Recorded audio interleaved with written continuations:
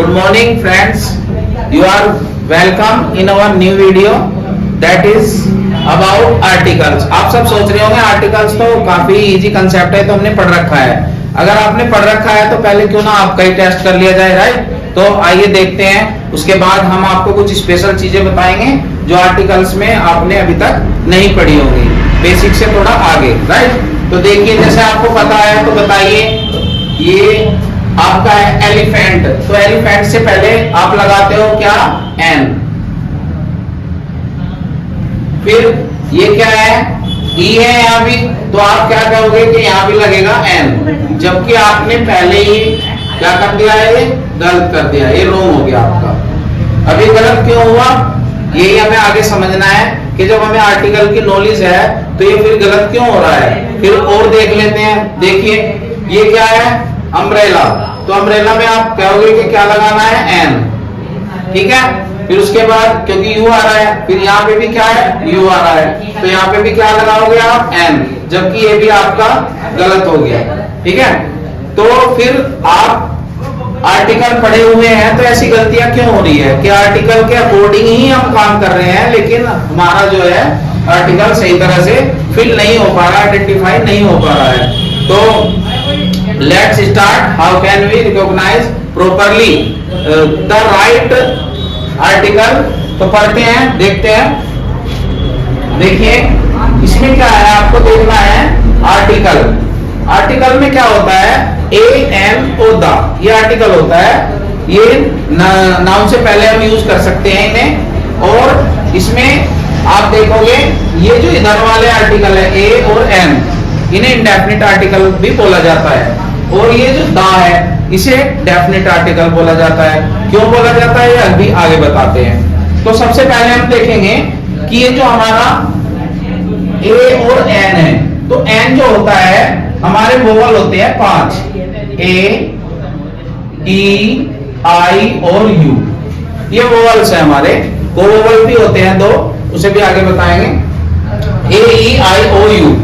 तो इसमें क्या है, हमें ये देखना है अगर किसी वर्ड, किसी लेटर तो छोटा होता है, वर्ड से पहले क्या है, ए ई आई ओ यू से पहले हम क्या लगाते हैं, एन लगाते हैं। ये हमने पहले से ही पढ़ रखा है, लेकिन फिर भी हमारा क्या है, गलत हो रहा है। तो इस गलती को ही इंप्रूवमेंट करने के लिए, सुधारने के लिए, बेसिक से आगे जाने के लिए हम ये वीडियो आपके लिए बना रहे हैं। तो इसमें आप बिल्कुल क्लियरली ही समझ जाओगे, राइट।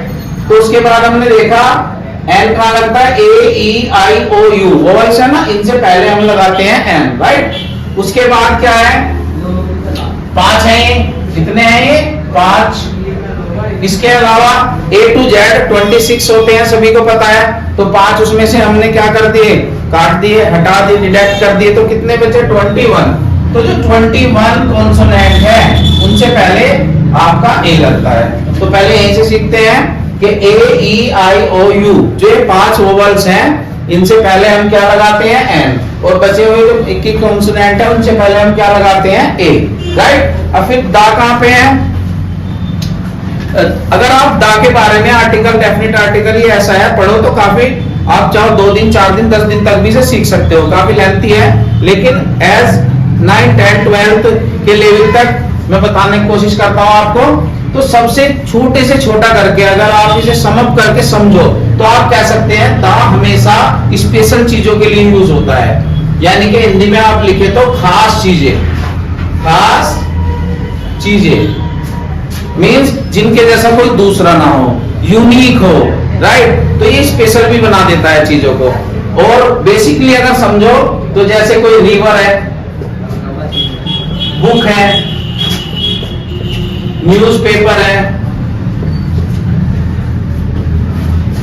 आदि चीजों से पहले क्या लगाना होता है, हमें दा लगाना होता है, राइट। तो फिर से देख लेते हैं, आर्टिकल होते हैं 3, ए एन और दा। ए लगता है जो हमारे कॉन्सोनेंट है 21 उनसे पहले, एन लगता है ए ई आई ओ यू से पहले, और दा लगता है कोई भी खास चीज जिसके जैसी कोई दूसरे, जैसे सूरज कोई इसके जैसा नहीं है, हमारे पापा द फादर कोई इनके जैसा नहीं है, रामायण बुक है कोई दूसरी रामायण नहीं है, रिवर गंगा है तो द गंगा इनके जैसा नहीं है, ऐसे। उसके बाद हम देखते हैं, ये हमने बेसिक समझा, अब हम देखते हैं कि हमारे गलत क्यों हुए। तो हमने पढ़ा ए ई आई ओ से पहले क्या लगाते हैं एन, और अन्य से पहले क्या लगाते हैं ए। तो इस रूल के अकॉर्डिंग पहले हम लगा लेते हैं। बनाना है तो वोवेल तो नहीं है, तो इसलिए क्या लगेगा इसमें ए। फिर उसके बाद क्या ऑरेंज है तो क्या लगेगा इसमें एन, वोवेल आ रहा है ना ये, और ये हमने पहले ही समझ लिया, लेकिन ये गलती क्यों हुई अभी समझते हैं हम। फिर यूनिवर्सिटी है, आप सोचोगे यू आ रहा है, यू तो वोवेल है, तो क्या लगा दोगे एन, तो अगर आप इसमें एन लगाओगे तो ये गलत हो जाएगा। फिर आप देख रहे हो कि ये एच लगा हुआ है, वोवेल तो नहीं है, अगर इसमें आप क्या ए लगाओगे तो ये भी आपका गलत हो जाएगा। फिर आप देख रहे हो कि एम भी वोवेल नहीं है, तो इससे पहले क्या सोचोगे आपके ए लगा दिया जाए, अगर आप यहाँ ए लगा दोगे तो ये भी आपका गलत हो जाएगा। तो हम कह सकते हैं, अगर हम इस तरह पढ़े कि ए ई आई ओ से पहले क्या लगाते हैं हम एन, और बचा से पहले क्या लगाते हैं हम ए, तो हमारा आधा ही कंसेप्ट क्लियर होता है। तो पूरा करने के लिए आपको दो चीजें सीखनी है। पहली चीज देखिए, पहली चीज आपको सीखनी है, अगर यू है लिखा हुआ यू है, ये हिंदी में लिख रहा हूं मैं, यू